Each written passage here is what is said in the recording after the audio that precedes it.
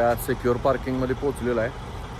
6 वाजताच आपण इथं पोहोचलो. तरी ज्यूसची बॉटल आहे मित्रांनो. या ज्यूसच्या बॉटलमध्ये त्यांनी मला 1 लिटर त्या अंकलने दूध दिलं आणि त्यामुळे असा कोण माणूस तुम्ही बसवून साईडच्या सीटवरती तुम्ही ट्रॅव्हल करू शकत नाही. पंपात इथं बकेट आणि ती ब्रश बरोबर ठेवलेले असतात. आपलं आपण घेऊन ते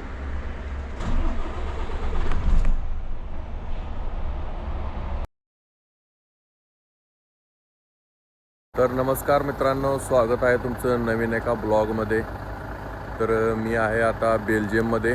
पाठीमागल्या ब्लॉगमध्ये तुम्ही पाहिलं की आपण लोन प्लेस म्हणजे क्रेविकमध्ये आपण इंग्लंडचा ट्रेलर स्वॅप करून आपण लोडिंगसाठी गेलो होतो. नेदरलँडची ट्रिप होती.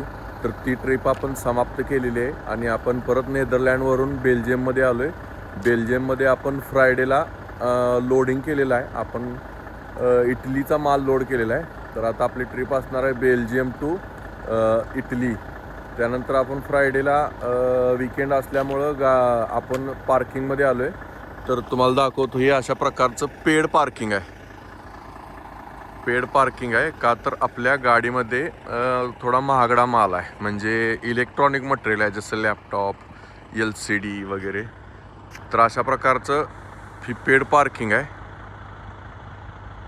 बेल्जियममध्ये.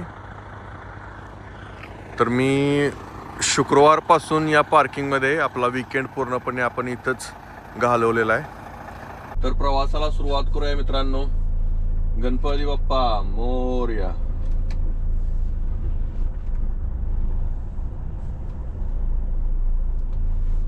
तर आपण मित्रांनो 57 तास इथं रेस्ट घेतलेली आहे. वीकेंड असतोय आपले, त्यामुळं 45 तासाची आपल्याला रेस्ट घ्यायचीच असते.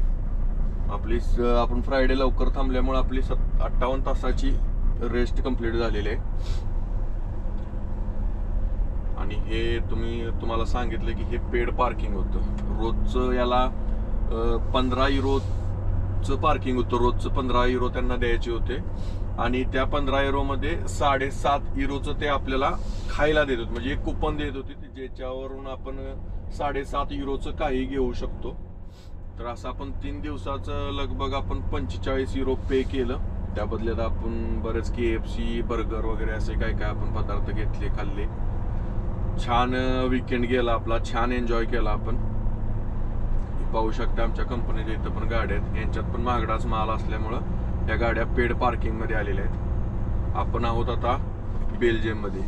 तर मित्रांनो, तुम्हाला रिक्वेस्ट आहे की आपल्या चॅनलला सबस्क्राईब करा, व्हिडिओला लाईक करत जावा, शेअर करत जावा.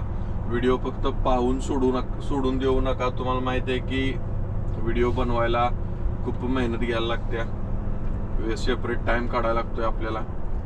तर तुम्हाला विनंती आहे की चॅनलला तुम्ही सबस्क्राईब करा.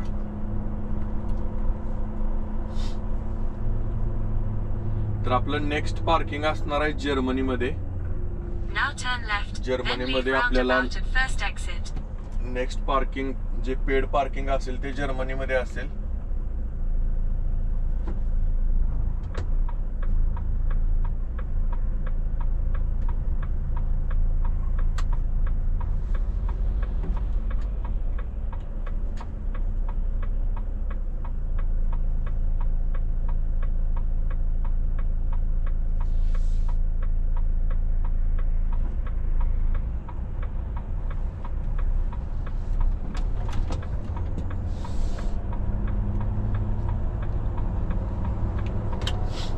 Roundabout at first exit, then leave roundabout at second exit towards Brussels.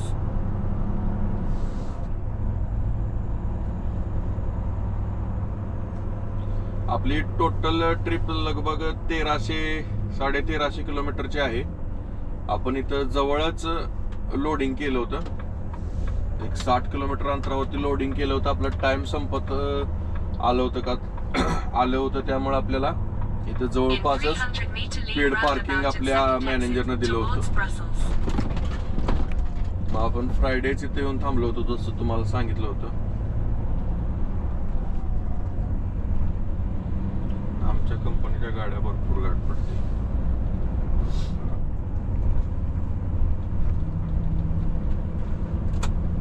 Now leave roundabout at second exit towards Brussels.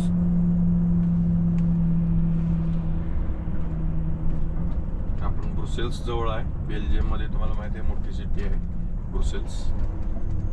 तर आपण ब्रुसेल्सच्या नियर बायच आहोत.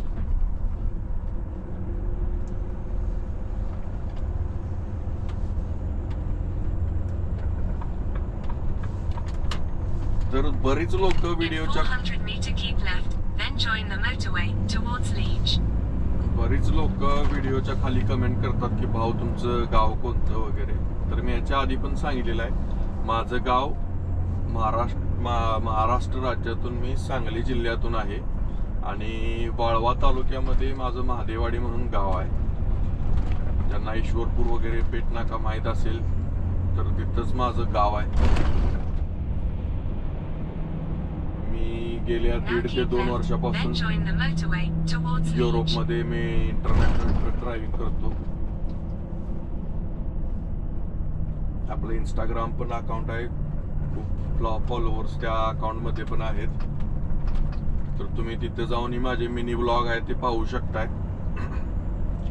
लिंक आहे ते डिस्क्रिप्शन मध्ये दिलेली आहे तुम्हाला.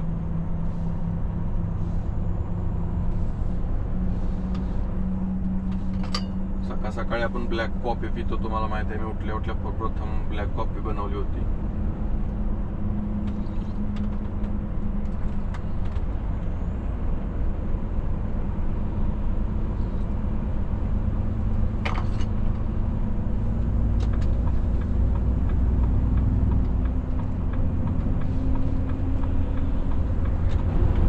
तर लगभग 1 तास 15 मिनिटाचा प्रवास करून आपण आता जर्मनी बॉर्डर जवळ पोहोचलोय.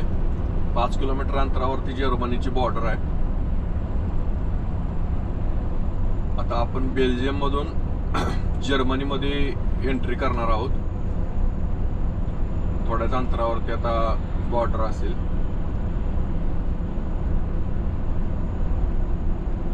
सकाळची वाजलेली आहेत आता लगभग 7:45 वाजायला लागले. आपण 6:30 पावणे 7ला बहुतेक चालू केली होती आपली ड्युटी.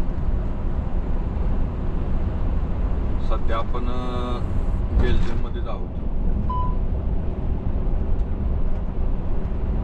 तर आपला प्रवास असा असणार आहे, आता आपण बेल्जियम नंतर जर्मनीतून जाणार आहे परत आपण ऑस्ट्रियामध्ये, आणि ऑस्ट्रिया नंतर आपल्याला इटली लागणार आहे.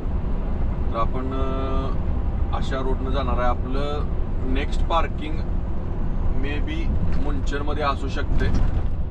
त्याच्या अलीकडे मला दिलंय त्यांनी 200 किलोमीटर वरती पार्किंग, पण त्या पार्किंग मध्ये तो जाऊ देणार नाही का, तर ते इमर्जन्सीसाठी दिलेलं आहे. म्हणजे समजा मी का ते शुक्रवारी जर गाडी माझी लवकर लोड झाली असती तर मला त्या पार्किंग मध्ये जाऊन थांबायचं होतं, म्हणून ते दिले. तर तो आता ज्या वेळेला आता 8-8:30 ऑफिसमध्ये कोऑर्डिनेटर येईल त्यावेळेला तो ती पार्किंग चेंज करेल आणि ते मुंचन मध्ये ऑलरेडी दिलेलं आहे पार्किंग, त्या पार्किंग मध्ये तो जायला सांगणार. का तर तुम्हाला सांगितलं की आपल्या गाडीत महागडा माल आहे, त्यामुळे आपल्याला पे पार्किंग मध्ये जावं लागतं. पे पार्किंग म्हणजे त्याचे पैसे पे करावे लागतात. ते बिलकुल सेक्युअर असते, म्हणजे चारही बाजूनं ते बिलकुल बंद असते.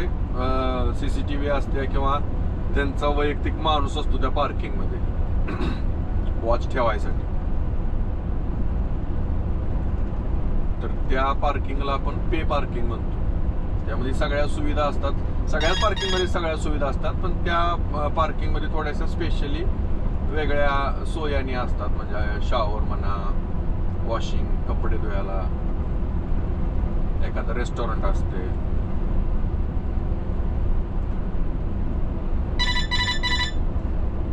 तर ही 2 वाजता ही स्पीड कॅमेऱ्याचे आहे. म्हणजे मोबाईल मध्ये आपले एक ऍप्लिकेशन आपण डाउनलोड केलंय की समोर येणाऱ्या बऱ्यापैकी, सगळेच कॅमेरे दाखवत नाही, बऱ्यापैकी कॅमेरा जवळ यायला लागला की ते आवाज ऍप्लिकेशन साऊंड करतं. त्यामुळे आपल्याला कळतं की समोर स्पीड कॅमेरा आहे. आपल्या इथं मोबाईल मध्ये दाखवतं की आता या रस्त्याला काय स्पीड आहे, त्या स्पीड मध्ये आपण गाडी मेंटेन करायची. ते कॅमेऱ्यापासून त्या स्पीड मध्ये गाडी गेली पाहिजे. त्याच्यासाठी ही 2 वाजते एक ऍप्लिकेशन आहे, ते ऍप्लिकेशन आपण डाउनलोड केलं. मग ते जे रोडचे कॅमेरा आहे ते दाखवते. त्यामध्ये सगळेच नाही दाखवत, म्हणजे 90% कॅमेरा दाखवतात, 10% In 700 नाही meter दाखवत. border crossing onto Hortelbruck.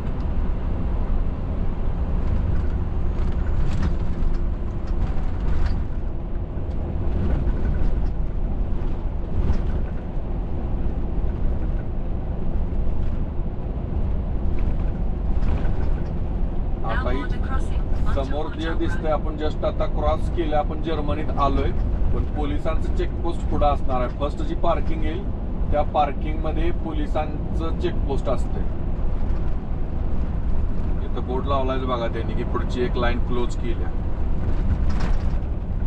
समोर व्हाईट दिसतंय, आता तुम्हाला दिसणार नाही कॅमेरामध्ये. समोर व्हाईट दिसते ते पोलिसांचं चेकपोस्ट आहे. आपल्याला गाडी तिथं आतमध्ये घ्यावी लागणार आहे.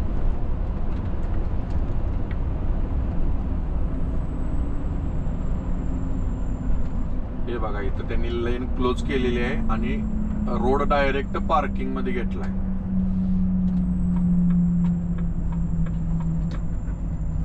पार्किंग मध्ये त्यांच्या चेकपोस्टच्या समोरून गाड्या जातात. ज्याला डाऊट असेल त्याला थांबवणार, त्याला चेक करणार, गाडी चेक करणार, पेपर चेक करणार, सगळं काही. ते असं नाही म्हणजे सगळ्यांनाच थांबवतात असं नाही. ज्याच्यावरती डाऊट आहे किंवा त्यांना चेक करायचं असेल तर ते चेक करू शकतात. मग भले ती कार असो, ट्रक असो, काही असो. जे ते व्हाईट वाला दिसतंय समोर तुम्हाला ते स्कॅनर आहे. मग त्याच्या आतमध्ये स्कॅनर आहे. त्याच्या गाडी खालून गेली की पूर्ण गाडी स्कॅन होते. ज्याला डाऊट आहे त्या गाडी त्या स्कॅनरच्या खालून म्हणजे घालवतात.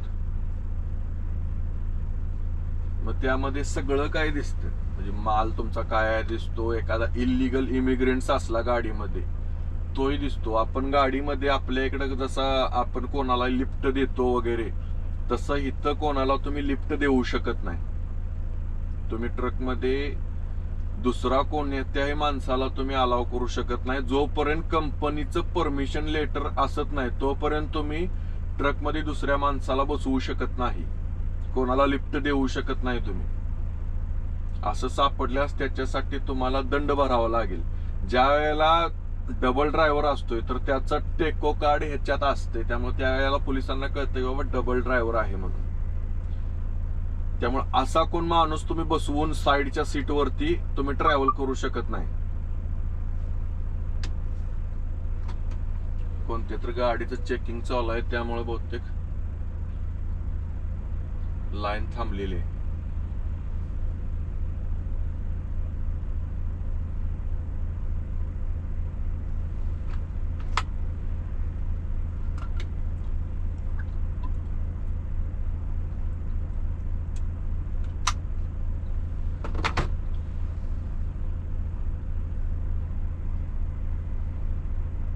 तर जर्मनीमध्ये तुम्ही कुठूनही एंट्री करा, चेकपोस्ट ही तुम्हाला भेटणारच.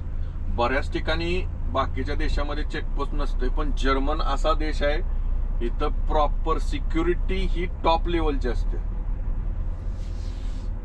जर्मनीमध्ये सिक्युरिटी ही टॉपच असते.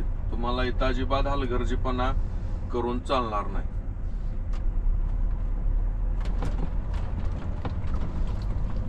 समोर दिसतात ते पोलीस आहेत.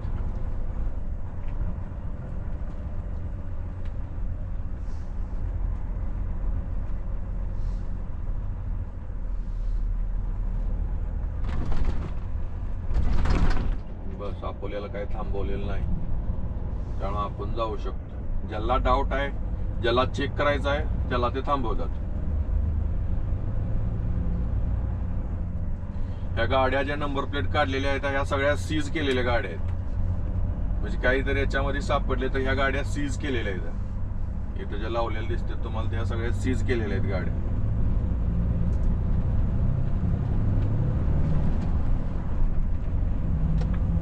जर्मनीचा इतिहास जरा तुम्ही वाचा.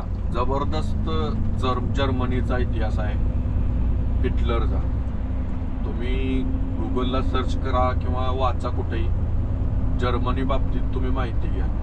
जर्मनीची अवस्था भरपूर वाईट होती एकेकाळी. तर सगळ्यांच्या युनिटीनं म्हणजे सगळ्या लोकांनी एकमतानं काम केलं किंवा या जर्मनीला उभा केलं. त्यामुळे इथली लोक कायदा कानून सिक्युरिटी एकदम फॉलो करतात. अजिबात तुम्हाला जर्मन अशी कंट्री आहे इथं तुम्हाला कोणत्याही गोष्टीला एक्सक्यूज चालत नाही. जर्मन लोक खूप स्ट्रिक्ट आहेत. तुम्ही त्यांची हिस्ट्री वाचा तुम्हाला लक्षात येईल.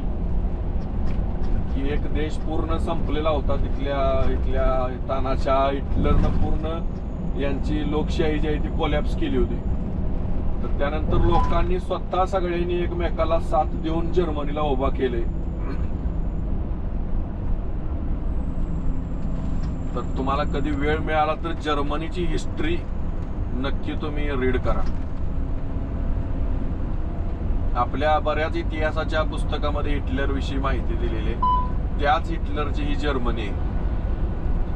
आपण काही गोष्टी इतिहासात शिकलोय, पण अजून तुम्हाला डीप मध्ये माहिती घ्यायची असेल तर नक्की जर्मनीची हिस्ट्री सर्च करून वाचा. तुमच्या लक्षात येईल की ही जर्मनी कशी तयार झाली. 2 तास प्रवास करून एका पार्किंग मध्ये आलोय आपण जर्मनीमध्ये. नाश्ता करायचा होता पण जेवण आपलं रेडी होतं, त्यामुळे डायरेक्ट जेवणच घेतलं. आता जायचं आहे. तुम्हाला म्हटलं होतं ना मॅनेजर आल्यानंतर आपलं पार्किंग तो अपडेट करेल, तर त्याने पार्किंग अपडेट केलं. आपलं पार्किंग आता नवीन मुंचनमध्ये आहे. इथून अजून 450 किलोमीटर आहे. आपण सकाळपासून लगभग 210 किलोमीटर प्रवास केला आहे. आता 435 किलोमीटरवरती त्यानं पार्किंग आपल्याला दिलेलं आहे. जी सिक्युअर पार्किंग ज्याला आपण म्हणतो ते 435 किलोमीटरमध्ये आहे अजून. तर छोटंसं पार्किंग आहे, WC पार्किंग आपण म्हणतो जर्मनीमध्ये. चला तर मित्रांनो, जेवण झालंय आपलं. आज जरा लईच लवकर जेवण केलं. सकाळी 9:30-10 वाजता जेवलो आपण. काय नाश्ता करायचा मूड नव्हता, त्यामुळे म्हटलं जेवलेलंच बरं.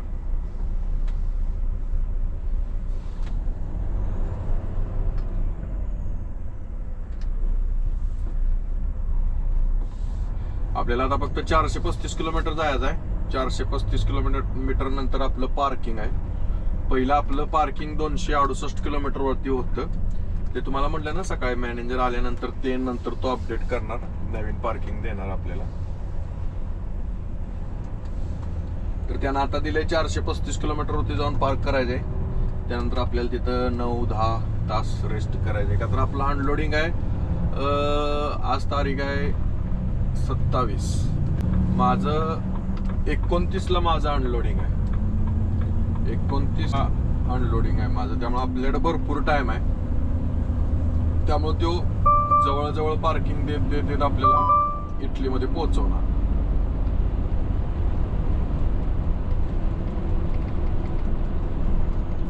त्यामुळं 9 तास रेस्ट घेतली तरी चालत्या, 10 तास घेतली तरी चालते, 11 तास घेतली तरी चालते. का तर उद्याही फक्त आपल्याला ड्राईव्ह करायचं आणि थांबायचं. त्यासाठी आज आपण ड्युटी पण लेट चालू केली. आपण 6-6:30ला ड्युटी चालू केली. जर आपलं उद्या वगैरे अनलोडिंग असतं तर आज आपण पहाटे 3-4ला ड्युटी चालू केली असते. हे थोडं आपल्याला मॅनेजमेंट करावं लागतं. ज्यावेळेला आपल्याला ट्रिप येते त्यावेळेला आपण पहिला पूर्ण रूट, किलोमीटर, पुन्हा पार्किंग लेवल बघायची. त्यामध्ये लिहिलेलं असते parking level 1, parking level 2, parking level 3. Parking level 3 असेल तर आपल्याला स्वतः पार्किंग शोधावं लागतं. कंपनी पार्किंग देत नाही. आपला आपण प्लॅन करत असतो कोणत्या पार्किंग मध्ये जाऊन थांबायचं. पार्किंग लेवल 1 आणि पार्किंग लेवल जर 2 असेल तर कंपनी आपल्याला पार्किंग देते. त्या पार्किंग मध्ये आपण जाऊन थांबायचं असतं. मग शक्यतो ते काय करतात, आपल्याला प्रत्येकी 700-750 किलोमीटर वरती आपल्याला ते पार्किंग देतात. म्हणजे एका दिवसात गाडी तशी आपली 700-750 किलोमीटर पण जाते. म्हणजे आपण टाइमपास करण्यावरती की आपण किती टाइमपास करत जातोय किंवा काय याच्यावरती डिपेंड आहे. तर शक्यतो कंपनी आपल्याला 550 ते 650 किलोमीटरच्या दरम्यानचं पार्किंग आपल्याला देते. म्हणजे तेवढ्यात आपण 9 तासात तिथं जाऊन पोहोचतो. ट्रॅफिक वगैरे लागलं नाही लागलं तरी. तर आपल्याकडे 15 तासाची शिफ्ट असते. त्यामध्ये आपलं 9 तास ड्राईव्ह करू शकतो आणि 6 तास ऑदर वर्क आहे. तर नियमानुसार काय, आपण आठवड्यात 2 वेळा 9 तासाऐवजी 10 तास ड्रायव्हिंग करू शकतो. आठवड्यात 2 वेळा आपण 10 तास ड्रायव्हिंग करू शकतो. 10 तासाची 2 वेळा शिफ्ट संपली की त्यानंतर तुम्हाला इथं 9 तासच दाखवेल ड्रायव्हिंग टाइम. मग ते 10वा तास जो असतोय तो आपण आपल्या सेफ्टीसाठी ठेवलेला असतोय. कशासाठी, तर ज्या वेळेला कधी पार्किंग भेटत नाही, आपलं टाइम संपत आलेला असते, त्यावेळेला तो 10वा तास यूज करायचा असतो. म्हणून आपण स्वतः तो आपल्या सेफ्टीसाठी पेंडिंग मध्ये ठेवत असतो. ज्या वेळेला एक्स्ट्रीमली त्याची गरज पडेल त्याच वेळेला आपण तो 10वा तास वापरत असतोय. मग कंपनी सुद्धा त्या 9 तासाच्या प्लॅनिंग नुसारच आपल्याला पार्किंग दिलेलं असते. पण कधी कधी काय होतं की 4-4, 5-5 तास ट्रॅफिक लागतं. अशा टायमाला आपल्याला त्या 10 तास इस्तेमाल करून आपल्याला तिथं पोहोचावं लागतं.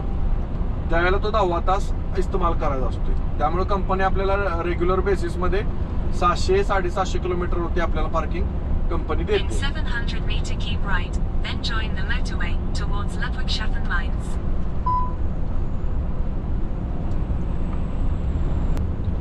आता आपलं हे पार्किंग जे असणार आहे ते जर्मनीतच असणार आहे. नेक्स्ट पार्किंग आपलं इटलीत असणार आहे. आपण उद्या ऑस्ट्रिया क्रॉस करून इटली जाऊ आणि इटलीमध्ये आपलं कंपनीच्या जवळपास म्हणजे एक 50 ते 100 किलोमीटरच्या दरम्यान आपलं पार्किंग असणार आहे. आपलं 29ला सकाळी 9 वाजता आपली अपॉइंटमेंट आहे. बरोबर आपल्याला 9, पावणे 9 पर्यंत तिथं पोहोचायचं आहे. म्हणजे 10-15 मिनिटं आधी तिथं पोहोचायचं आहे आपल्याला. आपल्या गाडीत वजन पण जास्त नाही आहे. आपल्या गाडीत फक्त 2 टन माल आहे. आता LCD लॅपटॉप वगैरे याचं एवढं काही वजन नसतंय, पण माल महागडा आहे. वजन काय नाही आहे, फक्त 2.5 टन फक्त माल आहे आपल्या गाडीमध्ये. मोठे मोठे बॉक्स पॅक करून टाकलेले आहेत, त्यामुळं फक्त जागा जास्त लागल्या पण वजन कमी आहे. आता त्यात आज काय काय प्रॉडक्ट आहेत ते काय आपल्याला माहित नाही, का तर आपल्याला लोडिंगच्या टायमाला आपण गाडीत असतोय, पाठीमागं रॅम्पला गाडी लोड होत असते, त्यामुळे आपल्याला ते माहीत पडत नाही की काय काय लोड करतायत ते. पण थोडक्यात मी जे बिल असतं ना ज्याला CMR म्हणतो त्याच्यामध्ये वाचलं तर LCD वगैरे अशाच टाईपचा लोड आहे, इलेक्ट्रिकल मटेरियल आहे. तर मित्रांनो 4 तास 3 मिनिटं ड्रायव्हिंग झालेलं आहे. फक्त 27 मिनिटं राहिलेले आहेत. आपल्याकडे 45 मिनिटाचा ब्रेक घ्यायचा आहे. आता एक आलेलं आहे पार्किंग समोर, पेट्रोल फ्युल स्टेशन आहे. किती किलोमीटर आहे बोर्ड आला आहे, थांबा बघूया. 3 किलोमीटरवरती आहे. 45 मिनिटाचा एक ब्रेक घ्यायचा आहे. त्यानंतर आपलं ड्रायव्हिंग कंप्लीट होईल 7 तास. आणि आपल्याकडे 7 तास ड्रायव्हिंग झाल्यानंतर आपल्याकडे राहतात 9 तासातले 2 तास आणि 10 तास ड्रायव्हिंग जर करायचं म्हटलं तर 3 तास राहतात. आपलं किलोमीटर राहिले 150 किलोमीटर बरोबर राहिलेलं आहे. तर आपण 2 तासात पोचू तिथे, म्हणजे 9 तासाच्या ड्रायव्हिंगमध्ये आपण पोचू अशी आशा आहे. फक्त आता कुठं रोड म्हणजे ट्रॅफिक वगैरे नाही लागलं पाहिजे. पोचेल आपण 9 तासात. नाही पोचलो तर 10 तासाचा इस्तेमाल करायचा, ऑप्शन नाही मग आपल्याला थोडीशी काच पण साफ करायची होती, साईड ग्लास. काल मी वॉश केली आहे समोरची ग्लास, साईडची मिरर आणि ग्लास राहिली होती.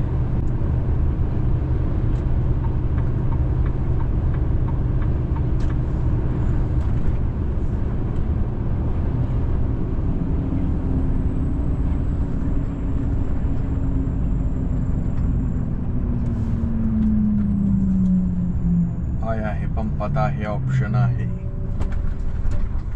तर आधी आपण साइड मिरर वगैरे साफ करूया. पंपात इथं बकेट आणि ती ब्रश बरोबर ठेवलेले असतात.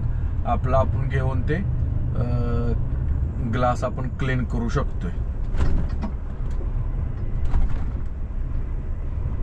तर हा छोटासा ब्रश आणि पाणी भरून ठेवलेलं असते, त्यांना आपण करू शकतो. साईडची ग्लास थोडीशी खराब झाली आणि मिरर पण आपला खराब आहे. समोरची ग्लास आपण काल साफ केलेली आहे, पाण्यानं स्वच्छ धुतलेले. अजून काही किडे मरून पडलेले नाहीत, पण जुने किडे इथे मरून पडलेले आहेत बघा. हे दिसतंय पूर्ण मच्छर, किडे, मकोडे सगळे येऊन धडकतात आणि मरून पडतात, त्यामुळं खराब होतात. तर ग्लास क्लीन करूया.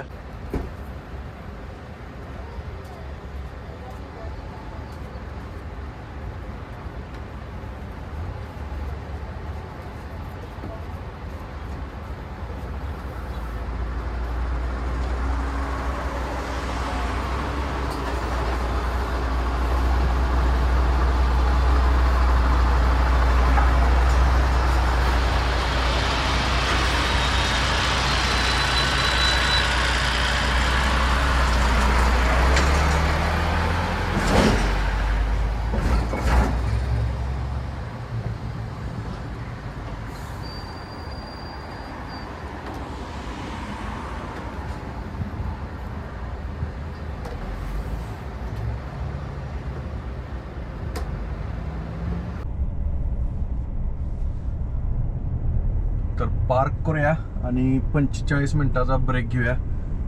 आपली मिरर साफ झालेत.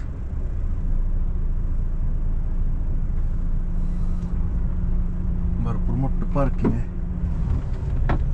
बस आपल्याला 45 मिनिटाचा ब्रेक घ्यायचा एक आणि जायचं आहे.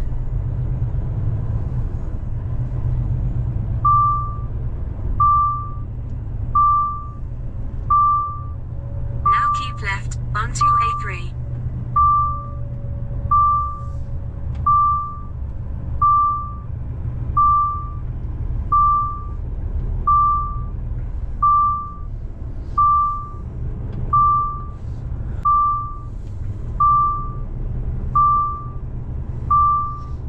या इथं जागा आहे, इथंच लावूया.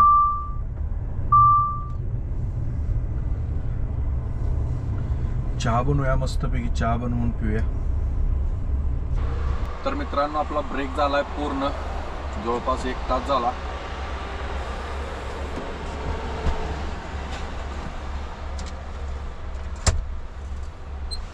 आता आपल्याला फक्त 147 किलोमीटर जायचं आहे. 147 किलोमीटर जायचं आहे फक्त.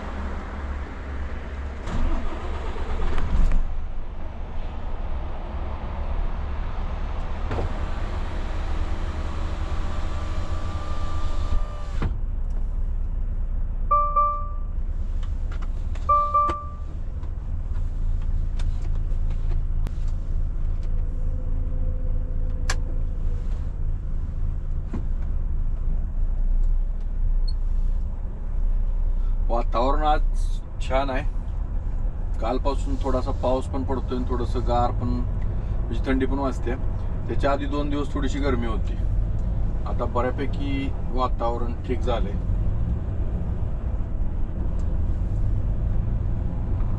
जर्मनीमध्ये पार्किंग आता किती वाजली? 3 वाजलेत.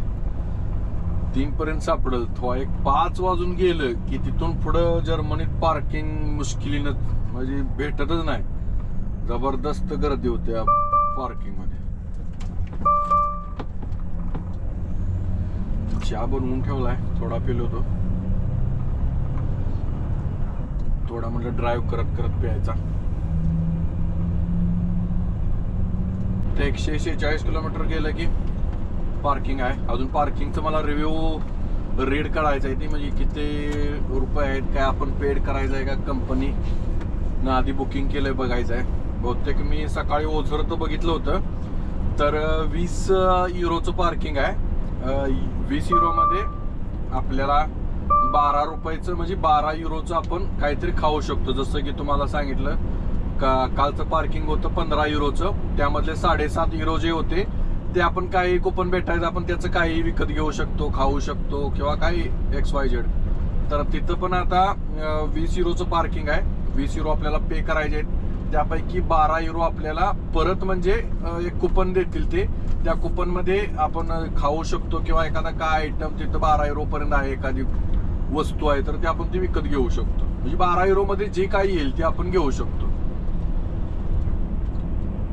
तर जर्मनीमध्ये अशा पार्किंगला ऑटो हबचं पार्किंग म्हटलं जातं, जे की पेड असते. आता जे आपण थांबलो होतो ही फ्युल स्टेशन आहेत, ही गव्हर्नमेंट पार्किंग आहेत. किंवा WCचं होतं जे सकाळी मगाशी आपण जेवण ज्या पार्किंग मध्ये केलं, ते WCची पार्किंग आहे, ती गव्हर्नमेंट पार्किंग आहे. आणि जे ऑटो हब म्हणून आहे ती ही पेड पार्किंग आहे. गाडीचा टायर फुटलाय बघा. इमर्जन्सी व्हेकल लगेच आली. या बाबतीत युरोपमध्ये 1 नंबर. गाडीला काही होऊ दे, लगेच गाडी या साईडच्या पट्ट्यात. ही फक्त इमर्जन्सीसाठी लेन आहे, जी तुम्हाला 3rd लाईन दिसते. तुम्ही एका माझ्या इन्स्टाच्या व्हिडिओमध्ये पण बघितलं असेल, परवा दिवशी नेदरलँडमध्ये दाखवलं. ही जी मेन मोठी जी व्हाईट लाईन आहे, त्या पलीकडची जी पट्टी आहे ती इमर्जन्सीसाठी आहे. म्हणजे तुमच्या गाडीचा गाडीमध्ये काही प्रॉब्लेम आला, टायर फुटला, गाडी खराब झाली किंवा काही झालं तर या पट्ट्यामध्ये गाडी पार्क करायची आपल्याला. या गाडी पट्ट्यात पार्क करून 112ला कॉल लावायचा आहे. इमर्जन्सी सेवा लगेच इथं येते. म्हणजे जी आपल्या पाठीमागं जे आता तुम्ही बघितलं असेल मगाशी, रिफ्लेक्टर लावून गाडी उभा राहिली, ही लेन, पुन्हा ही जी लेन आहे ही थोडीशी पाठीमागून अशी तिरकी क्लोज करतात. म्हणजे पाठीमागं बोर्ड लावतात की बाबा पुढं 1-2 किलोमीटर वरती गाडी या लाईन मध्ये बंद पडलेली आहे, तर तुम्ही या लेनचा यूज करू नका, या लेन मध्ये जावा. ही पाठीमागं 2 ते 5 किलोमीटर पाठीमागच ते साइन बोर्ड लावून एक गाडी उभा असते. ती त्याच्यावरती साफ लिहिलेलं असते हर लँग्वेज मध्ये की पुढे एक गाडी खराब झालेली आहे, तर तुम्ही या लेनचा वापर करू नका, सेकंड लेनचा वापर करा म्हणून. आणि त्यांनी ती लेन तिथपर्यंत क्लोज केलेली असते का तर लोक इकडे जाऊ नये म्हणून.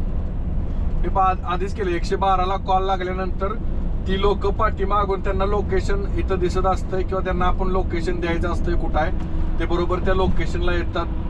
नसेल तर जवळपास SOSचा हर ठिकाणी हर थोड्या किलोमीटर अंतरावरती, आता जर समोर आलं तर दाखवतो, SOS साठी एक इमर्जन्सी साठी एक सेवा ठेवलेली आहे किंवा छोटासा असा ले बाय बनवलेला आहे. त्या ले बाय मध्ये एक टेलिफोन आहे, त्या नंबरवरून डायरेक्ट तुम्ही 112ला कॉन्टॅक्ट करू शकता. यानंतर जर इथं आल्यानंतर ते तुम्हाला विचारतात काय प्रॉब्लेम आहे, टायरचा प्रॉब्लेम आहे. मग ते विचारतात तुमच्या कंपनीनं सर्व्हिस बुक केली आहे का, आम्ही सर्व्हिस पाठवू म्हणून.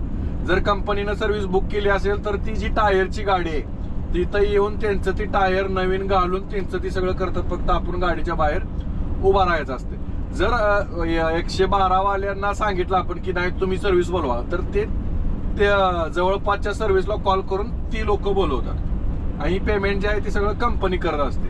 टायर जरी ब्लास्ट झाला, पंक्चर झाला, काय झाला तर ड्रायव्हरनं काही सुद्धा करायचं नाही. ड्रायव्हरनं फक्त साईटला उभा राहायचं असते. या इमर्जन्सी सेवा ज्या आहेत ही लोक सगळं काही ती करतात. जी प्रोटेक्शन आहे म्हणतो ना जे बाकीचं, ती फ्री ऑफ कॉस्ट असते का तर ती गव्हर्नमेंटची ड्युटी आहे की अशा गाड्यांना प्रोटेक्शन देणं किंवा लेन क्लोज करणं, साइन बोर्ड लावणं, ही गव्हर्नमेंटचं काम आहे. ती गव्हर्नमेंट करते. जी सर्व्हिसची गाडी येईल किंवा तुमचा जे टायर जो बदली होईल त्याचे पेमेंट आहे ती कंपनी करत असतात. त्यात पण काय असतं, आता मिचलिन, आता आमच्या गाडीला म्हणजे आमच्या कंपनीत बऱ्यापैकी मिचलिनचे टायर आहेत. मग मिचलिनचा टायरचा इन्शुरन्स आहे. टायरला काही जरी झालं तर त्याचं पेमेंट आहे ती ती मिचलिन कंपनी करत असते. आपली कंपनी फक्त मिचलिन कंपनीला सांगते की या इथं गाडीत आमचा टायर ब्लास्ट झालाय, सर्व्हिस आलेली आहे. त्या सर्व्हिसवाल्याचं पेमेंट वगैरे जी काय ती मिचलिन कंपनी करत असते. आपण जस्ट आपल्या कंपनीला सांगायचं की बाबा माझा टायर पंक्चर झालाय किंवा माझा टायर ब्लास्ट झालाय किंवा माझ्या टायरला कट आलाय. तिथं कटवाले टायर जसं आपल्याकडे म्हणतो ना गॅटर टाकून चालवायला लागलाय वगैरे, असं काही नाहीये. पोलिसांनी जर त्या टायरला कट पाहिला तर ते ड्रायव्हर प्लस कंपनी दोघांना पण दंड आहे त्या गोष्टीचा. त्यामुळे इथं टायर किंवा ही जी गाडीची सर्व्हिस असते, गाडी म्हणजे थोडक्यात सांगायचं झालं तुम्हाला तर गाडी एकदम तुमची कंडिशन मध्ये पाहिजे. असं नाही की ते लोंबतंय, टायर फुटलाय, लिफ्ट ऍक्सेल वर करून चाललाय, असलं इथं काही चालत नाही.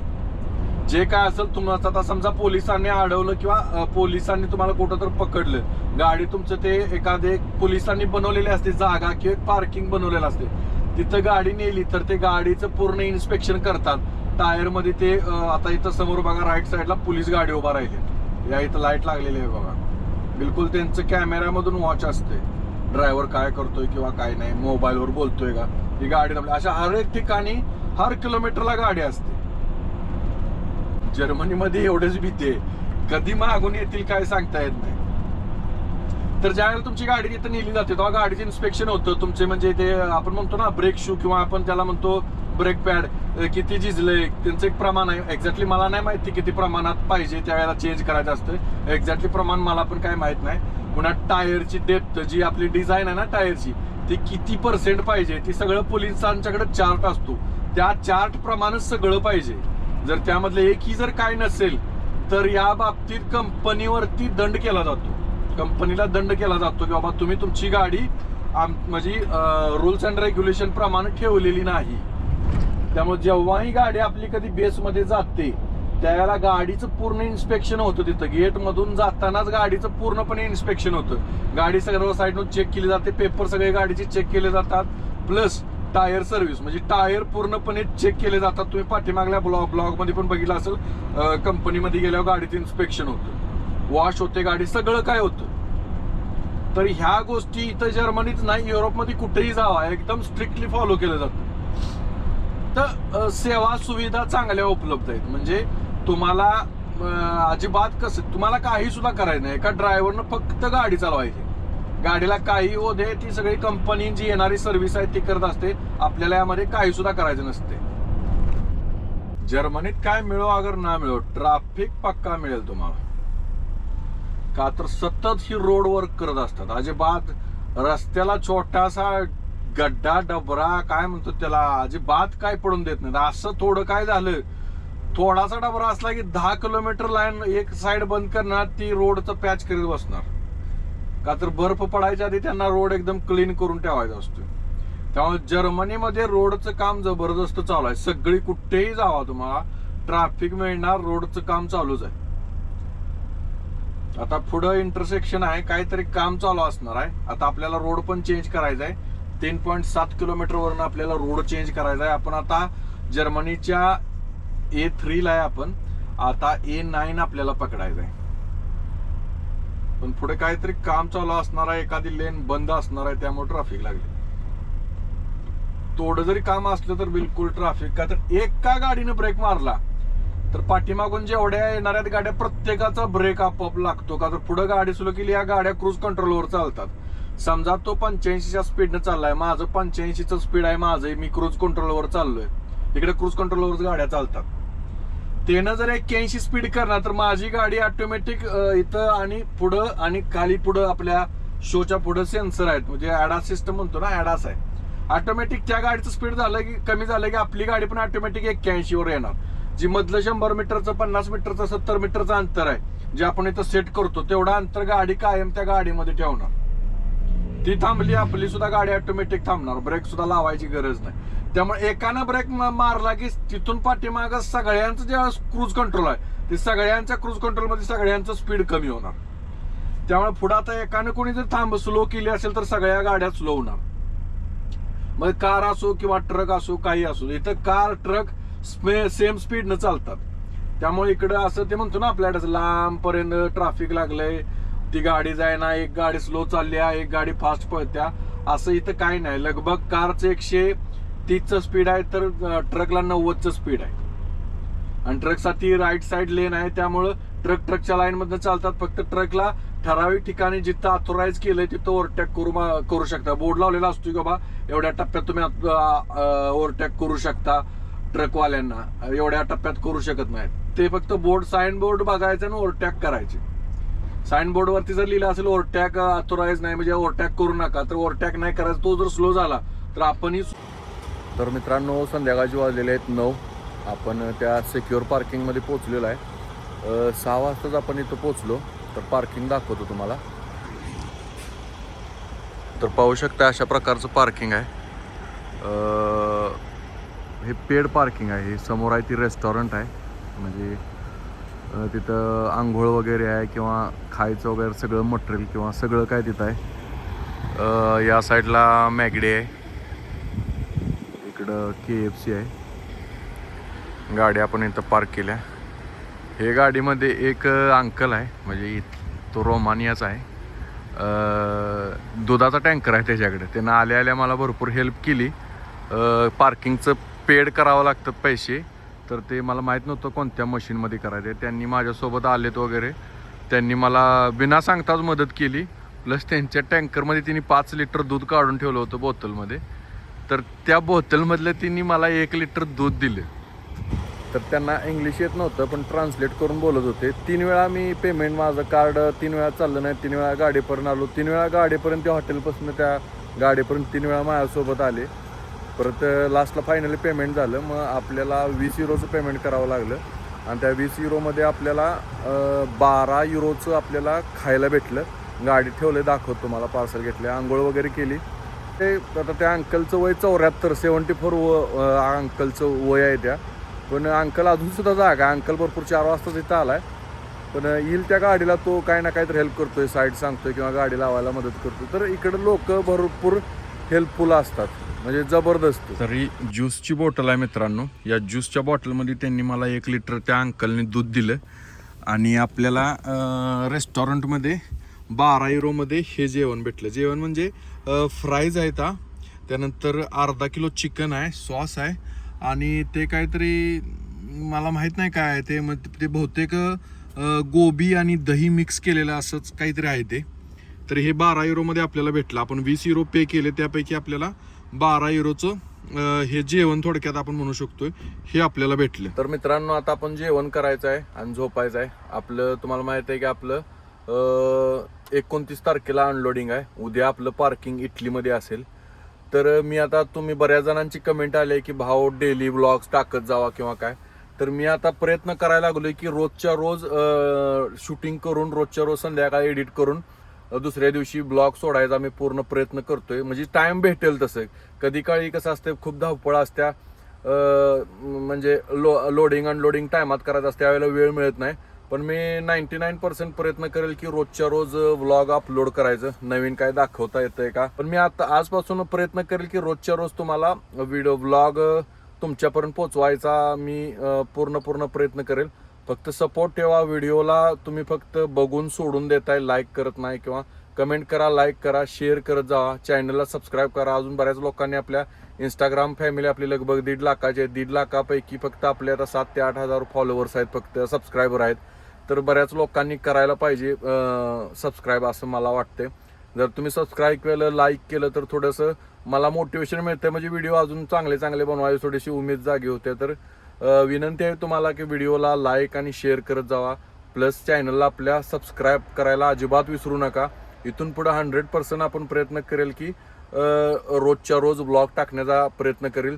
तर गुड नाईट मित्रांनो, जय महाराष्ट्र. चॅनलला सबस्क्राईब करायला विसरू नका. Bye bye.